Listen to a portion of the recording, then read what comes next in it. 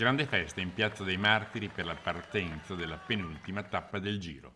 Un Giro che quest'anno parla molto di Veneto, oltre alla partenza da Belluno con il traguardo a Treviso della 18ª tappa e domani l'ultima frazione tutta scaligera, ma al 99% già decisa dall'arrivo oggi sul Fedaia dopo i passi dolomitici. Beh, è una giornata di festa, di sport, il tempo anche per questa prima parte ci ha aiutato anche ieri e questo è sicuramente positivo. Ho visto ieri sera una Belluno piena di gente e oggi anche penso che sia uno dei più belli eventi a livello per il nostro territorio. Vedere Belluno così che effetto le fa?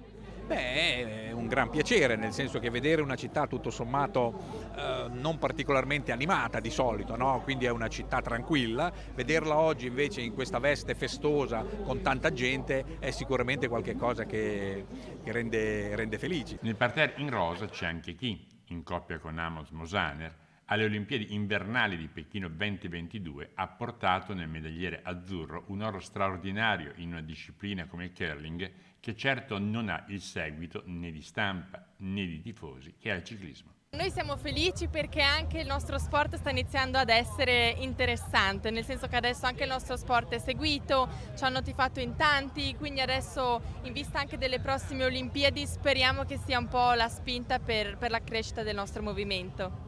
Oggi al Giro perché?